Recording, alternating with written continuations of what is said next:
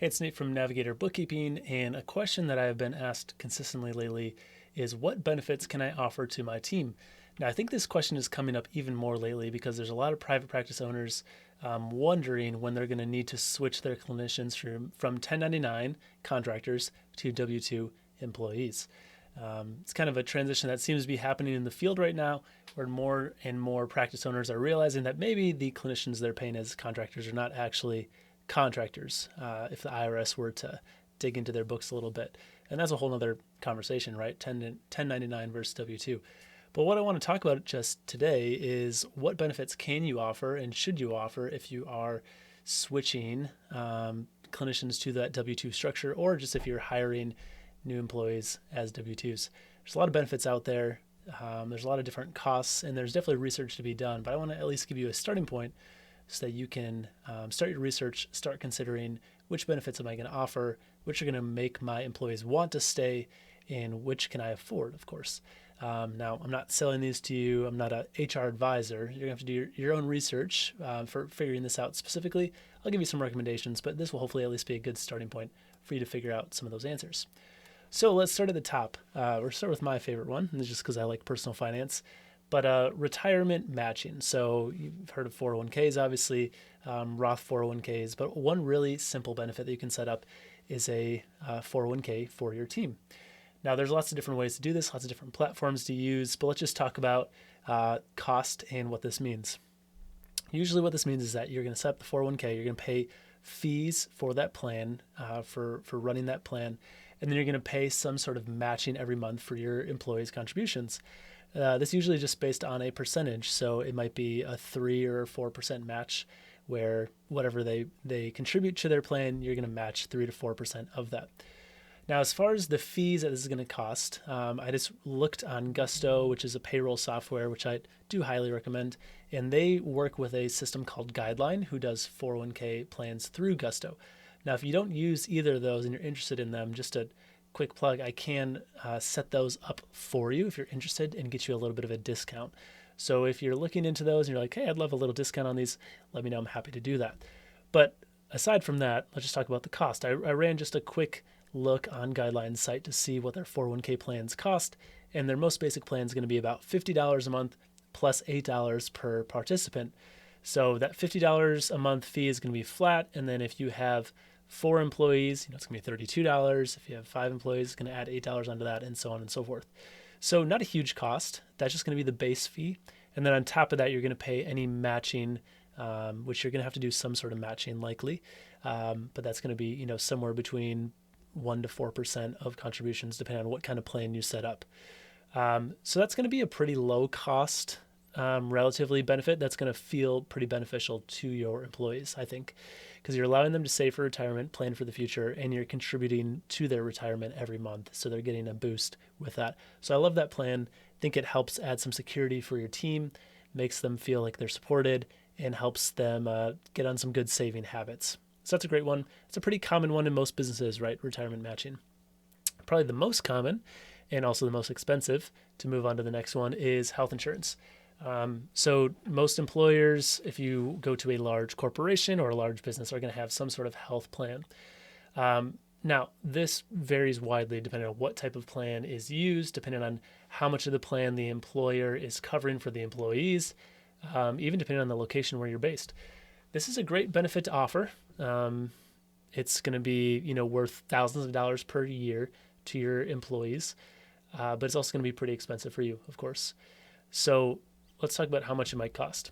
I just searched around, did some research. The average cost for a health plan is $600 per month per employee. Now, that's not all going to be covered by the employer, but usually employers are covering somewhere around at least 50%. You can cover more. You may be able to cover less depending on laws in your area. But let's just say you're covering 50%. So that's going to be $300 per month per employee. Now, if that employee has a family that they want to put on the plan, that's going to be more expensive. And certain employers may have certain stipulations about that, right? So they might cover 50% for the employee, but they're not going to cover anything for the family. Up to you to determine how you want to do that. There's a lot of different providers for this. You can do it again through your payroll software, whether that's Gusto or ADP or someone else. You can just also do it through a standalone health insurance providers. So definitely shop around if you're going to look into this, figure out what kind of plan you want to offer, and look at your different options. So many different options. I do think it makes a lot of sense to run this benefit as well as the retirement through your payroll provider.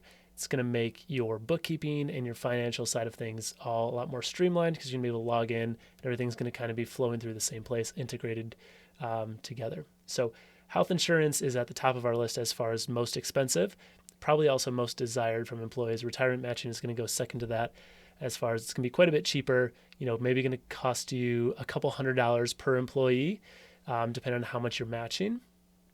And then you have the plan fees on top of that as well. So those are probably the top two blue ribbon benefits that are going to be most common and probably most desired from employees.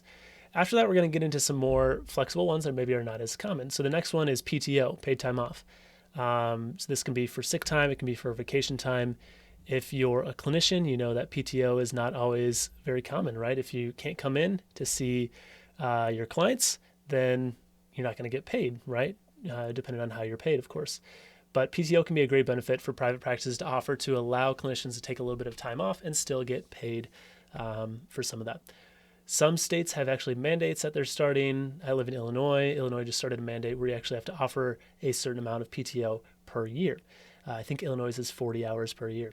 Your state might have other rules, but PTO may be mandated for you depending on where you live, but it's a great benefit to offer to give your clinicians a little bit of flexibility, let them go on vacation, let them take care of their sick kid without feeling like or knowing that they're not getting paid at all. So you're going to want to think about how you're going to offer that, how many days you're going to offer, how that works. A lot of possibilities there, but I think that's a great option as well. After that, let's talk about life insurance. Life insurance, much cheaper than health insurance. And usually this may be a little bit of a smaller policy than maybe they have through a private provider, but this can just be kind of a supplemental option for your clinicians and their families. On average, this might cost somewhere between $20 to $30 per month per employee, depending on how much coverage they're getting. Usually these, like I said, this coverage is going to be smaller, maybe somewhere between $50,000 to $200,000 in life insurance coverage. Might cost you somewhere in that range, $20 to $30 a month per employee. So not a huge expense, but a nice benefit to add. Obviously not the most exciting one because no one wants to have to use the life insurance, obviously, but it's a good little security policy that you can give your employees. Moving on from there, now we're getting into kind of less financial, tangible benefits into some other ones. Now this is an interesting one. You can give mental health assistance. So that means maybe you give a stipend for your clinicians to go get counseling or just to take a mental health day off in some way. So this is a little bit of an interesting one for private practice, right? But clinicians need self-care just like everyone else does, if not even more so.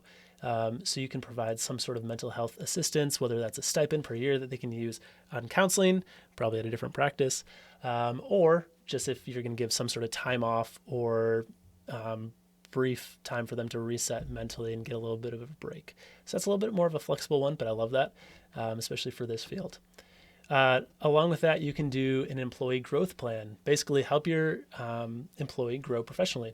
So that can mean planning out with them where they want to be in the next couple of years and then helping them learn and grow and train to get to that next place, whether that's becoming a specific type of therapist, learning a new specialty, whether it's just going through their licensure.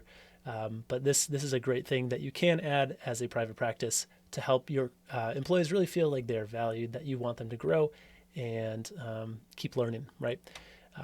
I had one client who would take on new clinicians right out of school, and they were a very highly specialized practice, and they would come up with an employee growth plan to help that new clinician who's right out of school eventually grow to be a very well-respected and knowledgeable clinician in that specific field. That was helping both the practice and the employee, right?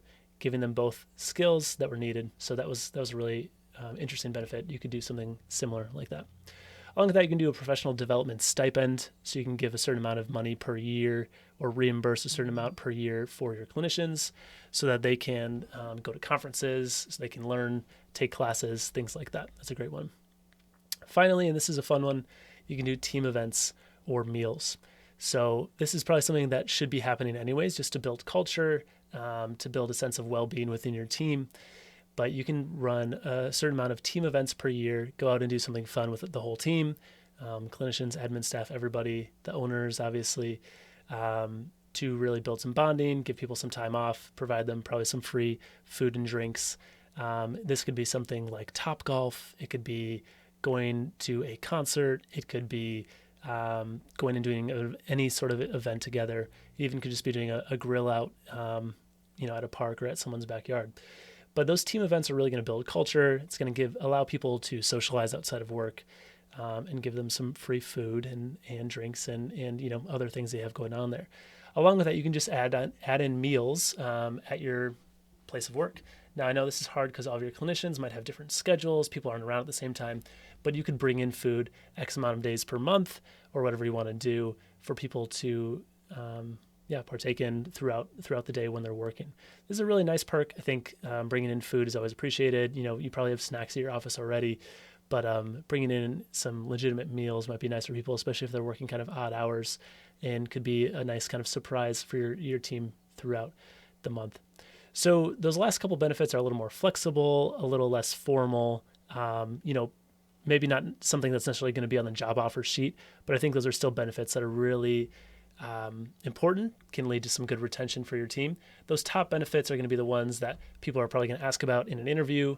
If you're switching them from a 1099 situation to a W-2, that's something they're going to want to know about. Basically what's going to be beneficial to me moving as a W-2. And if you can offer some of those benefits, those can be really helpful. So that's a quick rundown. There's definitely more out there, but I think these are the main ones, at least the ones to start considering. So if you have questions about these, leave a comment below this video or reach out to me, and I'm happy to discuss more. But this is a big conversation going on right now in private practice. So love to hear your thoughts, and good luck as you consider it for yourself as well.